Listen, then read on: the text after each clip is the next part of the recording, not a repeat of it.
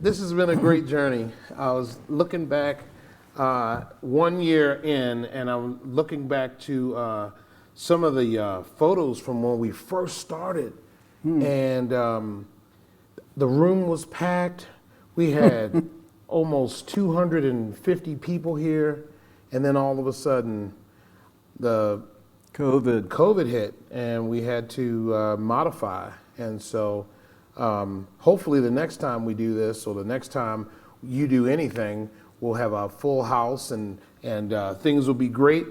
And anyway, I'm glad that you decided that we could wrap this thing up with a little Q&A. And we had so many questions come in, and we want to get this thing kicked off and have you answer some questions. The first one was, do people who die now go to the New Jerusalem?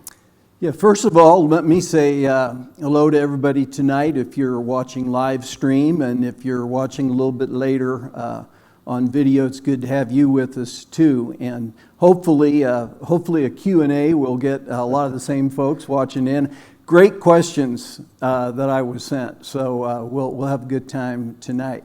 The answer, and by the way, there are going to be some questions that my answer is going to be, I don't know. There are going to be some questions that I'm going to give you a couple of different options on, depending upon the way somebody looks at the book of Revelation, and some kind of speculative in terms of what my gut feeling is. But the first one, I think I do know the answer to.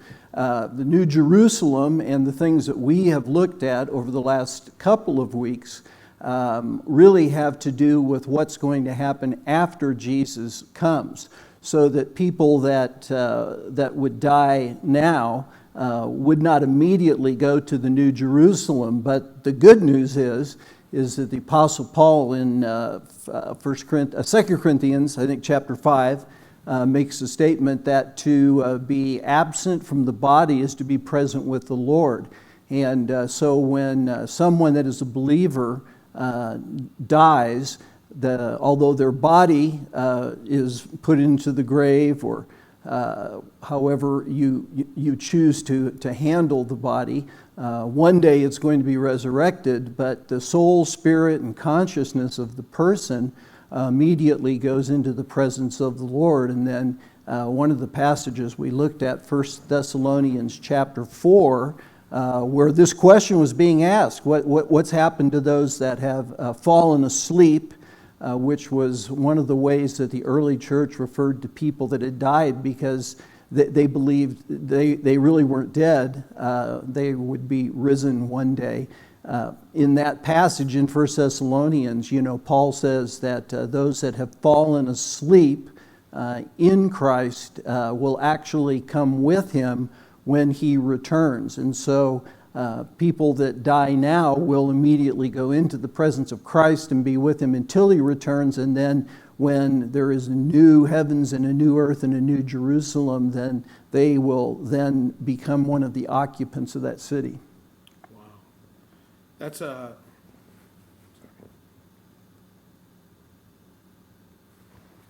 Wow. That is a that is a great question. And can I add a little caveat to that? Absolutely. I think sometimes people are, it's kind of up in the air about where people are now. Mm-hmm. And in the New Jerusalem and in heaven. And you hit on that. You said, absent from the body, present with the Lord. Is that a place? That present with the Lord, is that a place? Well, if it's a place, it is a place in the sense that wherever Jesus is. Yes. And the Scripture also says that when he ascended on high, he took captivity captive. And part of the meaning of that is that whatever John saw in chapter 4, when he was caught up into really the presence of God, and he saw the throne in heaven, whatever that symbolized, that would be the place. And it's probably something that's beyond our ability to even comprehend, to be honest with you. Yeah. So I'm just glad we'll be where he is. We will be with him. Yeah. So we had another question come in, and that question said, Why did some people think Revelation should not be in the Bible? Yeah, it's really interesting. I've been doing a lot of study over the last few months just on how the Bible all came together. I think the two of the big realities about the church in America today, number one is there are a massive number of people that are actually believers, I think, and are part of churches that really don't know the Bible. We're told that it's a time of biblical illiteracy. So part of what I've tried to do over the last couple of years, as you know, is to create resources that really deal with the content so that a person could go through the whole Bible and know, what is the content of the Bible. But the second issue that is, I would say, even far beyond the first in terms of the number of people that have any kind of an idea is how did the Bible come together? Because it initially was really 66 separate documents.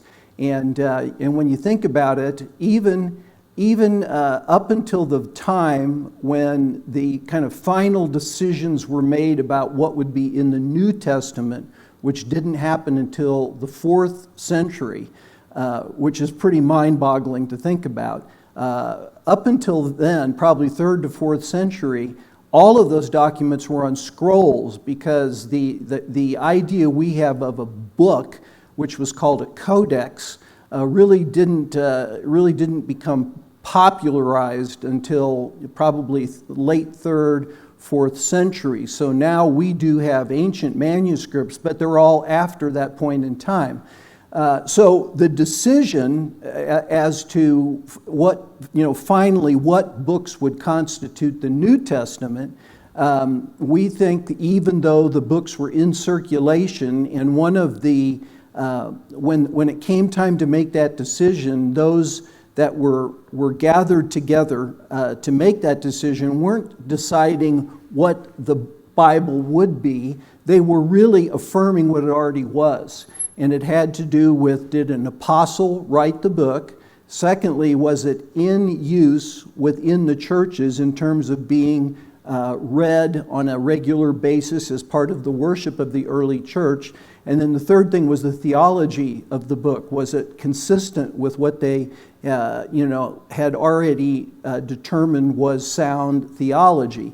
And Revelation, the tricky thing on Revelation was there was some debate whether the John that wrote the book was really the Apostle John or not, or whether it was another John. And real early, 2nd century, there were major church fathers that believed it was the Apostle John, and there were a few major church fathers that didn't think it was. And so there was a debate that went on, and in the eastern part of the church, which eventually became what we think of as the Eastern Orthodox or Russian Orthodox, Greek Orthodox, after the split between East and West, really in the East for many, many centuries, Revelation was not a part of their Bible. So a lot of it had to do with, was it really the Apostle John? And eventually, what happened is that at either the Council of Rome or the ecumenical, or it was called the Festal Letter of Athanasius, which in 367 we think is the very first document we have that lists the 27 books that we have of the New Testament as the authoritative books. And then honestly, we don't exactly know, but the consensus is then in about 382 at the Council of Rome that in one of the canons, which were the official pronouncements of that ecumenical council, though the 27 books that we have were said, these were the books, these are the authoritative books, and Revelation was included at that point in time. But it was what is called one of the disputed books. Hebrews, James, 2nd Peter, Revelation, 2nd and 3rd John, all were sort of questioned as to whether or not the apostles actually wrote those or whether they were written a little bit later and the apostolic names were applied to them. But eventually the decision was made that they were inspired and were being used in the church, and so they're in our Bible now. And how was one of the things that, as a caveat to this question, was it all the apocryphal stuff that was in the book of Revelation? Because I mean, it really is. Jesus is the center point of the book of Revelation. Right. But was it the mystery behind all of the apocryphal stuff that made it kind of up in the air? Well, it's said that there are just right over 400 verses. I've said this early in our study, but I'll say it again. There are just over 400 verses in the book of Revelation. Over 300 of them. This is interesting. There's not one direct quote from the Old Testament, but there are over 300 what you would call allusions to the Old Testament, where there are things that John saw that perhaps a prophet in the Old Testament had talked about. John doesn't say it in exactly the same way, but if you know the Old Testament, you know that there's a connection there. Mm-hmm. And it was also a period of time, and it will be so interesting to ask these questions someday. There were, between the 1st century BC and 2nd century AD, within the Jewish community, there were a lot of apocalyptic documents written about the end of the world and what was going to happen. And John was writing the book of Revelation sort of in the context of these other apocalyptic documents, and it's almost as if he might have been thinking, or God was thinking, why don't we get it right? Let's really say, here's how it's going to happen. So, there were, and frankly, again, to your question, one of the things that is obvious is that quite early, again, 2nd, 3rd century, a lot of the leaders in the church had no idea what parts of Revelation even meant. And I think that was part of the debate too. Okay. Yeah, that's, I mean, we're 20 centuries later and it's still up in the air what some of the stuff means. Well, and now if you think about it too, think about how long a period of time 400 years is. Yeah. I mean, from the time of Jesus to the time that there was some closure on this issue, there was a long, long period of time. It'd be about the time that the Pilgrims landed in America till today. So anyway, I'm studying that. I'm either going to write on it or teach on it because it's fascinating, and I think it's helpful for people to know how did we get what we call the Bible today. I think you should do it, and it'll be a real interesting read. And I think people need to know because we know how we got Shakespeare.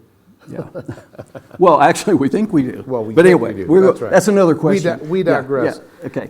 And I did have one other question. It was related to some of the, he says he saw stars falling, and we know a star is a sun. Yeah. Could he have been talking about like satellites falling out of our space? Well, I think if you take a futurist view and you're kind of more literalistic, it could be meteors, which would have appeared to them as stars. I don't know about satellites. I've never really thought about that. But again, because within the book of Revelation, even, there are references to stars as angels or messengers. Symbolically, it could have been talking about angelic beings that were falling, but in the passages you're talking about, see, that's the tricky thing on Revelation. It would appear that it's actually talking about more about planets than that, something going on cosmically. So that's one of those I don't know questions. So another question came in, and that question is, could Antichrist be in the world already? Yeah, this is kind of speculative. I grew up spiritually in a time where everybody thought that Jesus was coming any day. Now, I think we're supposed to think like that, okay? And if in fact we live in the days, the end of the end times when Jesus is coming, then it's highly probable that yes, that the Antichrist is in the world today. You know, one of the things, particularly after looking at the New Jerusalem, and you know, so and again, this isn't even speculative. This is sort of kind of how I'm feeling. When I again kind of got a hold of the size of the New Jerusalem and the scope of what we're talking about, and the idea that Jesus is populating that city, it's made me wonder whether or not we are in the end of the end times, in which case perhaps Antichrist hasn't been born yet. But if in fact these are the days, and if in fact we're going to begin to, well, we see a lot already that was prophesied in terms of the return of the nation of Israel and the way the world is structured. And right now you feel like a lot of the craziness going on in the United States is, it feels insane, like things are getting ready to come, undone. So, it's quite possible that the Antichrist is in the world today and perhaps is beginning to rise up through the ranks. Yeah, when I was in the Army, or earlier in my life, I'm a product of the '60s, but I would say my coming of age was in the late '70s, early to mid '80s. And so Ronald Reagan was president, and people speculated that he was the Antichrist. They thought Mikhail Gorbachev was the Antichrist. And, with all of the Cold War antics, it just seemed, it seemed prevalent. Now, I have to say this, okay? First of all, people like you and I making what I would consider to be not insane statements are getting knocked off the internet if it doesn't quite fit the current, political correctness. And we actually had a question, is it possible that Joe Biden, Kamala Harris, or Nancy Pelosi could be the Antichrist?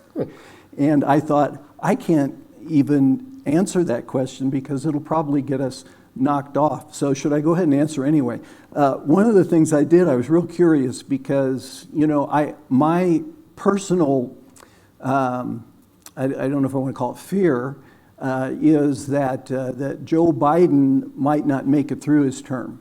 He's not. He's fragile. He's fragile, which means Kamala Harris becomes the president of the United States, and if anything happens to her, Nancy Pelosi would become the president. So I wanted to know if there was any possibility whatsoever that the Antichrist could be a woman. And that question has been asked. There's actually online a lot of responses to that, and it would appear that that is not the case. But in the days in which we live, and this could definitely get us knocked off, Kamala Harris could say she's a man. She could be all she has to do is say, "I'm a man." Yeah. That's the new reality we live in. So anyway, I'm not indicating that I think that they are, but that was one of the questions. So the other piece that's interesting about that, not the whole, who is the person today? Yeah. But Paul said, he wrote all the way back in one of the epistles, he said that the spirit of Antichrist is already here. So even 2,000 years ago, there's always this, I think when we think of the devil, we think of him he's got this red suit on and he's got a pitchfork and he's just poking people. But that word Antichrist just means instead of. Mm-hmm. So he could be, he or the spirit of Antichrist could be feminine, but that whole, it's anything that sets itself up against the spirit of God, right? Yeah, and the only time the word Antichrist is actually used is in the letters of 1 John. When we refer to Antichrist, Paul called him the man of lawlessness. Revelation calls him the beast. Daniel calls him the ruler that is to come. It's a little speculative, but we think that all of those are referring to the same person. But John, in the letters, he specifically says, you've heard that Antichrist is coming, kind of with a capital A. And then he does go on to say, but even now, there are many Antichrists. And specifically in John's day, it had to do with the fact that there was a denial. It was part of kind of a Gnostic theology, that there were a couple of denials. One denial was that Jesus didn't actually have a physical body, that he only appeared to have a physical body, because in Gnosticism, spirit was good and matter was evil. And so when John talks about it specifically, he's saying that, that's the spirit of Antichrist, to deny that Christ came in the flesh. So yes, there is sort of that level of probably many small a antichrists in the world today. But we do believe not only in Revelation, which is symbolic, but of course, again, in the actual New Testament letters, and even in the teaching of Jesus, the one that ultimately, again, will recause the same thing that happened during the period of the Maccabees, which was, the desecration of the holy place in the temple. They're definitely speaking about an actual person. Okay.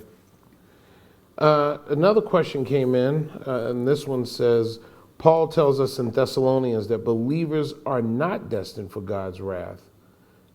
Does the great multitude in chapter 7 point to the church being raptured, clothed in the presence of God's throne, thus escaping God's wrath? Yeah, this is a great question.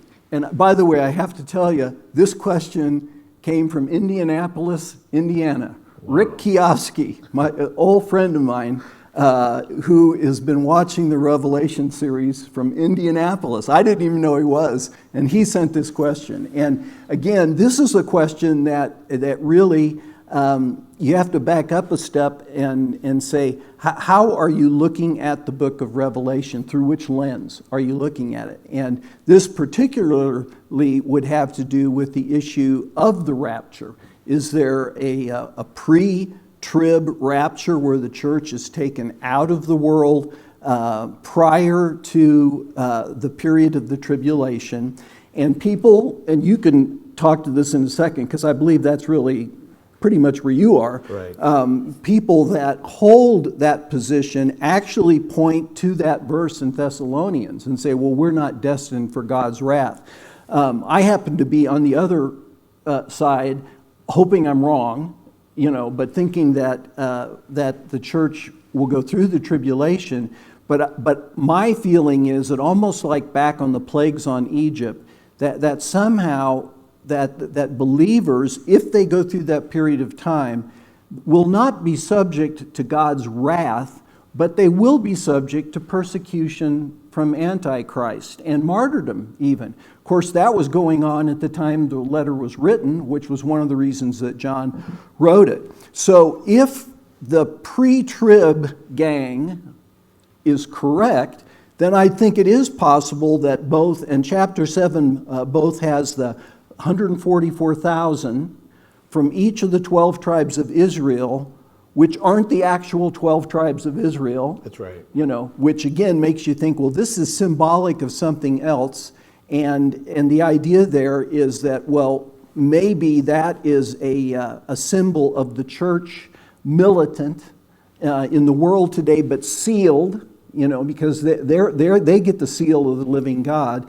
And that then the great multitude is a vision of later, after the tribulation, when many of the believers have been martyred, that the great multitude then does represent, the church triumphant is the word that's used before the throne of God. So a lot of the answer to Rick's question has to do with the fact of, how do you view that particular piece? Is the church present or is the church absent? And so it's a good question, and the reality is we just aren't exactly sure. So I hopefully that addresses that one enough. But you might comment, because I know you lean a little bit more in that direction. Yeah, I guess I think about the people, the other multitude is, so the church gets raptured, and then what happens to all these other people? Well, the Lord leaves these two great witnesses, the angels that are flying through the air. We still have radio, and the gospel is still being preached. The book of Revelation Explained is going to be around, and a lot of people are going to read that. And so so in my opinion, I believe people are going to get saved during that tribulation period. And probably a lot of people, probably not, I mean, there's going to be strong delusion during that time as well. And because they see these horrific things, and they still go, well, we still don't want God. But I think a percentage of people are still going to get saved. And so that's kind of where I see, that's my sort of end times view. Well, and the other option there is that those, particularly that have a certain theology, kind of a dispensational theology, that tend to believe in a pre-trib rapture, believe that then God is going to work within the nation of Israel, and that many Jews will come to faith in Christ, and that they will be present during that period of time. They will be the witnesses. And so they would look at, I think, these passages and would tend to look at them as representing perhaps, that issue, whether it's Jews or believers, has a lot to do with the fact that the people that are there are referred to as saints.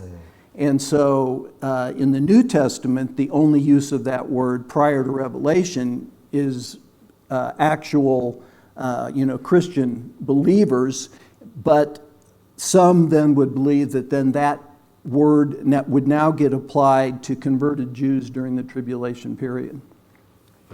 Yeah. Good question, Rick. Yeah, that was a great question. And I know, it's one of those questions that eventually we're going to have all the answers in the sweet by and by, as my grandmother used to call it. Yeah, and as I said before, I hope you're right. There are very few things where I hope somebody else is right other than me. That's one of them. So, because I think that would be wonderful. But I just happen to be tilted a little bit the other direction. One of the jokes I make with some of my friends that are mid and post-trib rapturous is I always say, hey, when we're on the way up, I'm going to say, I told you so. But that is a little prideful, so well, I'm going to reserve that. Listen, you say it to me, it wouldn't bother me one bit. So anyway. So another question came in, and it said, it goes, why are there so many sevens in the book? Yes, I thought this was a great little question. And just lest you forget, as we've gone through the book, you think about the fact that, first of all, there's 7 churches, chapters 2 and 3. And why did those 7 get picked? Because there were other churches, but 7 were picked. Then when you get into the tribulation period, you have 7 seals that get opened to begin kind of God's judgment. The 7th seal introduces you to 7 trumpets, 7 angels with 7 trumpets. The 7th trumpet introduces you to 7 more angels with 7 bowls of God's wrath. And so 7 does appear very repeatedly in Numbers, particularly in any kind of symbolic language. Numbers are very important in the Bible, and 7 was a number of completeness or perfection. And so in some ways, when you look at the 7 churches, they might represent the complete church, because 7 was the number of completeness or perfection. And so 7 specific churches were chosen, but it was exactly 7 that were chosen. And then when you get even into the seals and the trumpets and the bowls, ultimately what you have there is a picture of God's complete and perfect judgment. So So it's the significance of the symbol of the number 7 in symbolic language that was very prevalent, again, both among Jews and Christians of that era. That's why you'll see so many 7s in Revelation. And I know that I won't call it numerology, but there are so many numbers in all of Scripture. Mostly, you see it in some of the books in the Old Testament, like the Book of Daniel, and talks about the weeks and all that. Mm-hmm. Is there another meaning? Is there another? Because people try to guess, they try to figure out the timeline of God, and you really can't. It's hard, and by the way, another 7, tribulation period itself, 7. Daniel, in his prophecy, Daniel chapter 9, when you read it in English, it reads that 70 weeks have been decreed for the people of Israel. Well, the word that's translated weeks there literally is the Hebrew word 7. 77s have been. And then it kind of maps out 69 of the 70 sevens. And again, it can either be a period of 7 days or a period of 7 years. And we believe, given what we know, really in retrospect, that it's a perfect timetable of periods of 7 years.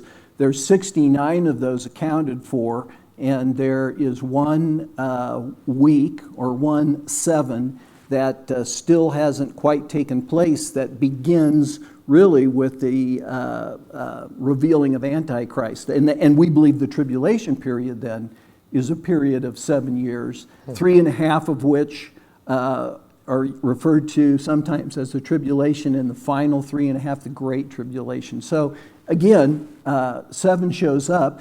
And that doesn't necessarily mean that exactly the tribulation will be 7 years long. It just means it'll be complete, and it will be perfect. So yeah, well, that makes me sad, because the tribulation period is going to be a really hard time on earth to live here.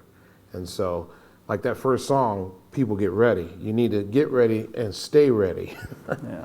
So another question came in the new heavens and earth, with the new body and the new order, will we recognize people we knew, and will we maintain any knowledge we gained? Part of this question, by the way, and it was obvious, and that's why I put it in parentheses, was, many of us have had very painful experiences in our life. And if there's not going to be any pain or crying or weeping in the new heavens and the new earth, the question was it was partially like, gee, am I going to know Biff? Am I going to recognize Biff? But it also was partially like, will I still have these painful memories? Very interesting, and I had it written down, and I forgot to bring... Like if I see my mom in heaven, am I going to see my mother? Yeah, and I believe that the answer to that is yes. I believe that there will be some kind of a continuity between our present bodies and, in our new bodies that will enable us to see each other and relate to each other. And, we in a comforting way, we like to say to people, you'll be with so-and-so now in heaven. Right. And I think there's some truth to that. But there's actually a passage in Isaiah 65:16, and I had it written down, because Isaiah 65 is a prophecy of, if you can get this fast, that would be great. Isaiah 65 contains a lot of prophecy. It actually, in verse, I think, 17, actually contains Isaiah's prophecy of I'm going to create a new heavens and a new earth. But in verse 16, it talks about how God is going to cause people to forget things. And so, again, speculative answer to the question. Let's see if I can find it here. All right. I need to get down to verse 16. This is what Isaiah says. He says, because the former troubles are forgotten and are hidden from many eyes. I found that interesting because, again, maybe God will, in our new mind, will cause some of those painful things to be gone. Part of the question was, no, this is another question, I'll wait on that too. But just so that you know, the next verse 17 in Isaiah 65, God speaks and says, "For behold, I create a new heavens and a new earth, and the former things shall not be remembered or come into mind." Wow. So I think there's the possibility that, first of all, I do think that, and we also know that Paul says that godliness, in the text where he says physical exercise is of some value, but that godliness is of value not only for this life, but also for the life to come, so that there are things that we learn, perhaps spiritually, in this life that then translate into the age to come. And again, I think there will be recognition and perhaps then speculatively some of those painful things that we really don't want to remember, that God will erase those from our memory. So great question. Yeah, that's a great question. And thanks. We might need that again. Hang on to it. You're welcome. Yeah, I think it's I think it's interesting because I lost my mom when I was 19, and I think about her, especially around that time of her memorial, and I often think, I know I'm going to see my mom again, but I know I'm going to see her in a different way. She's going to be different, and I'm going to be different. And I think we'll recognize each other, but our whole station in life will be changed, right? Yeah. So my wife, my beautiful wife, we're coming up on our 25th anniversary. When we get to the new, when God calls us all home, she's not going to be my wife anymore. And that's kind of a hard thing to grapple with in my mind. So I think what I take from that is I just need to enjoy her while I have her here. That's great. In the role that she's in now. That's great. And I keep telling her to enjoy me in that role too. Yeah. Well, you can use the Bible to try to push that one on her. That's right. So another question came in, and I remember this actual series. The episode was the emphasis was on this word "a lot," and we can't dodge around it because this is a word that's in the Bible, right? But it's the question that came in was related to that episode, and it said, "Could the whore of Babylon be an end times religion?" Yes, and I didn't deal with this. I was glad the question came in because I didn't deal with it, I don't think, when I taught it. I was really zeroing in more on the fact that that's part of the passage that has to do with the fall of Babylon. And in the context of that part of Revelation, it talks about that the whore or harlot of Babylon rides the back of the beast. And then it specifically says in the text that it's a city. So I took it from there, and I would say most of the conservative commentators would say that it's a reference to Rome itself. But I remember back when, in the old Hal Lindsey days, and I'm not so sure that he doesn't say this, that they thought that there might be an end times religion, that the false prophet would be part of that the whore of Babylon represented the fact that here is this false religion that's riding on the back of the beast, which is the whole Antichrist system. So, my response would be, well, first of all, who knows what that could be? Humanism could be the end time religion. Some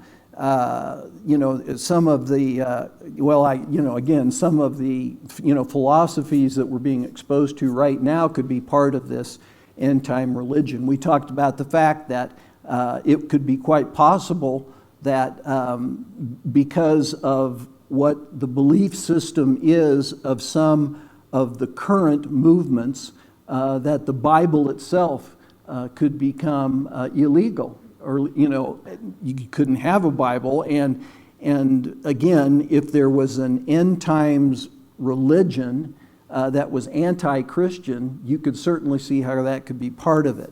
The text itself seems to specifically refer to the fact that it is referring to a city, and in the text, I would say, no question that the city being referred to is Rome, but that's first century, and we think there will be a city, an end times, quote, Rome, that again will be the sort of the perhaps the headquarters of Antichrist will come out of there. So, this speculatively, you could say possible, although the text doesn't seem to point that direction. But it's a good question. It's a great question, and it really does point to the spirit of the age. Even like you alluded to, I call what we're going through right now it's kind of the religion of social media, and the people who are running it are really the social supremacists who say, you're canceled because you don't get to say this. Yeah. And even some of the legislation that's coming out that's being fought over in our capital right now, this equity bill would make the Bible literally an illegal document, and it would cause it to be hate speech, and the Bible would get canceled out as part of cancel culture. Yeah, I first of all, I don't think that could fly right now, but I certainly think it could be attempted right now. And if we continue to head in the direction we're heading as a culture, I could certainly see that happening, where Christians become such a minority that there wouldn't be enough of an uproar. The country's roughly split right now, 50-50. I felt like the election, and again, this is going to sound political, but to me, I'm talking about a spiritual reality here. I thought when Obama was elected for the second time, and he had changed his position on certain social issues that the Bible, I think, speaks to, and he won, I thought that was a turning point in our culture. Yeah. And certainly this last election would reinforce that. And what's happened since the last election it's mind-boggling already. So anyway, we'll... Yeah, good point. So the next question that came in says, in Revelation 21, says there was no longer any sea. And okay, and the person that sent the question in was upset about that because they said, "I love the ocean." Yeah. So that's not me saying that, by the way. I like the ocean. I lived on it for a while, and so I probably feel differently about it. But anyway, and so many love the ocean. That was part of the questioners. What are your thoughts on this? So Revelation, it's I think the first verse of chapter 21. There was, the old heavens and the old earth were gone, and there was no longer any sea. I went back and worked on this yesterday because I couldn't remember. I remember reading some things about it when I was researching it. But it's interesting.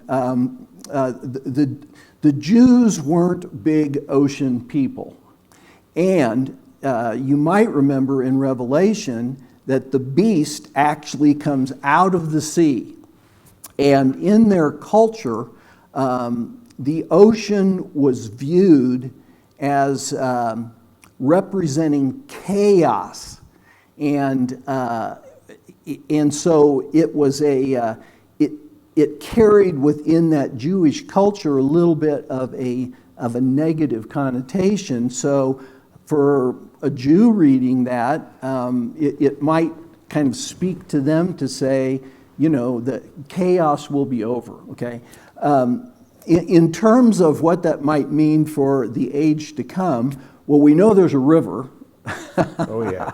We know there's a river. And it's funny because some of the commentators trying to deal with it would say, well, there could be freshwater sources. There could be massive lakes that would, be almost like an ocean. And this is the elimination of the old sea. And actually, the text doesn't say that there won't be a new sea. It doesn't deal with that at all. So, I think you could relax a little bit on that one and know that, first of all, and I think part of the question, which I didn't write down too, was, or will the experience of being in the New Jerusalem be so phenomenal that you won't even think about something like that, and which I thought was a good insight. I think that's a possibility, because in His presence is fullness of joy. So even whatever source of joy you received from the ocean might be met in some different way. But it wouldn't surprise me if there was an ocean. And I was asking my joy. I was actually asking my joy, which is my wife's name, for those of you that don't know. I was asking her, a little bit about this, about the Great Lakes. Hold your mic down. Okay. Sorry about that. I was asking her about the Great Lakes, because I think if you're on the Great Lakes, it's like being on the ocean, but it's fresh water. It's not. Yeah. It's not the sea. So just asked Brooks the same question last week about, could you sail to the ocean from the Great Lakes? Yeah. So hopefully, maybe there is. So I think it's a good question. And but whatever it is in your heart that gives you joy for, I think if it isn't an ocean there, you'll find a substitute. One of the commentaries that I read on it explained it away as, John's on the island of Patmos and he's surrounded by all this water and he's just tired of looking at it. And I'm going, where did you get that from? Yeah. Because the Holy Spirit allowed him to see what he needed to see in order to write the letter. Yeah. So we shouldn't add more into, with commentaries than need to be. I love your answer. That was a great, concise answer. So, I alluded to this earlier, and here's another question for you. Does the marriage supper of the Lamb take place on earth during the millennium or in heaven after the rapture? Yeah, and this, I was thinking this one through quite a bit too, because a couple of things. One is that, and this is true on a number of these questions, we have to recognize that the chronology of the book of Revelation might not be a strict chronology. There are many of the commentators that think John is seeing things, but he's not necessarily seeing them, in an order. I tend to think that at least the last few chapters from the Return of Christ, chapter 19, through the end of the book, I think there is a chronology there. Now, and the wedding feast of the Lamb, of course, is part of a Jewish culture. And again, it is rooted, the idea of a messianic feast is rooted in Isaiah chapter 25. And in Isaiah chapter 25, Isaiah talks about that there will be this, that God's going to throw a big banquet, and it'll be on this hill, which is a reference actually to Mount Zion in Jerusalem. And, so the wedding takes place first, and then the wedding feast is after it. And so in terms of this question, my sense would be that that probably that it is either something that takes place during the millennium itself, So not only has the rapture taken place, but Christ has returned, and that millennial period has begun. And if you view the rapture as the wedding of the Lamb, which is not necessarily the case, because the New Jerusalem is also called the bride of the Lamb, and in some ways you might see the actual arrival of the New Jerusalem as the actual wedding, and maybe the wedding feast again takes place in the new heavens and the new earth. So I don't think it would be at the time of the rapture, but because I don't think the church and the bride is complete yet then. I think the completion takes place during the millennial period, and there are hints that, that people might come to faith during that 1,000-year period. And again, you've got the New Jerusalem being called the bride, and that perhaps that's the actual wedding. So my hunch is it's either during the millennial period or perhaps as a celebration as part of the New Jerusalem. Wow. Well, we have a few more questions. And we're running out of time. That's okay, but we can drill these down real quick. How sure are we that John actually the Apostle John wrote the book? Well, I would say we tilt that direction, and my thinking on that. Now, let me back up why people think he might not have written it. Also, I think I referred to that a little bit earlier. Part of the thing is that we do believe that, that John wrote the gospel. And you and I, when we read the Bible, we read a translation that has been translated out of a language by all the same people. So the grammar and the way things are said and the way that it's translated will appear to us as if one person has written all of it. Well, when you go back to the original languages, one of the things that becomes obvious to scholars is that there's a lot of diversity in terms of grammatic structure, how things are said, and so what happens is if you read the Gospel of John and you get a feel for the kind of Greek that John was using there, which I believe John is sort of a high level of Greek, and then you read Revelation in the Greek, and it doesn't appear as if the same person wrote those two books. Now, there's reasons for that, because John could have been using, a kind of a secretary. They called him an amanuensis, and on one and a different amanuensis on the other, and somehow that could make up for the difference in terms of the language and how words are used and the structure of the two books. So there are some reasons, but part of the big reason why it was questioned whether John the Apostle wrote it was the difference between what we knew he had written and then the difference of Revelation. Some even think Revelation might have originally been written in Hebrew and then translated into Greek, and that's why it's a little bit rough. But the fact that early on there was significant kind of early church father authorities that did believe that John wrote it, and the fact that it eventually made it into the canon of the New Testament, would lead us to think that, there's a healthy percentage that John wrote it.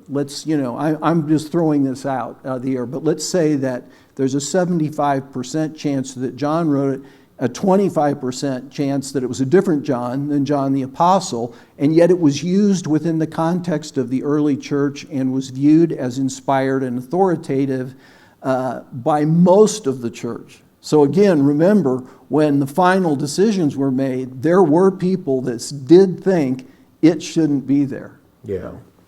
But I guess some of those differences could also be the time of, when he met Jesus, he was in a different station of his life. And then there's a ripening that comes when you spend time with the Lord. Yeah. So the next question for us is, could you review the rapture for us? Oh, yeah, this is a simple one. And again, there's three primary views of the rapture. And the rapture, for those of you that might not be familiar with it, go to 1 Thessalonians chapter 4. And there's a word in there, and in your English Bible, it probably talks about being caught up to be with the Lord in the air. And when the Bible was translated into Latin by Jerome, the word that was used there was the word, I think it's rapture, which means to be caught up, but then it got transliterated into English as the word rapture. So rapture speaks about the event that Paul writes about in 1 Thessalonians chapter 4, where one generation of believers will not experience physical death. But when Christ comes, those that, have fallen asleep in him will come with him, and those that are still alive will be caught up to be with them in the air to be with Jesus. Now, some people believe that that event will take place before the tribulation period, and so the word pre-trib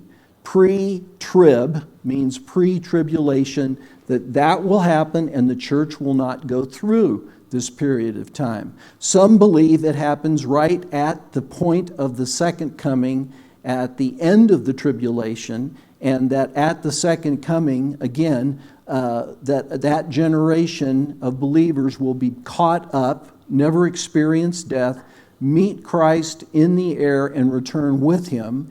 And so that's after the tribulation, so post-tribulation rapture.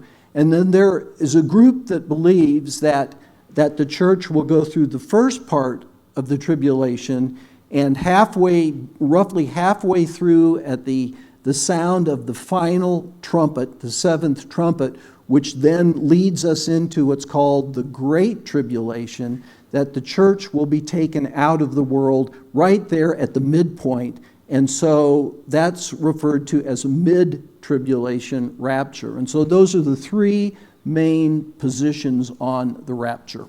Wow. Well, thank you so much for taking time to answer these questions, because, it does leave you with further questions. I'm sure we could probably go on for we could probably do 5 more episodes with questions. I'd have to start saying, I don't know more. That would be the key, So, but we should talk a little bit just about what's coming next. Yeah, what is coming next? Well, give me one more slide ahead of this. All right.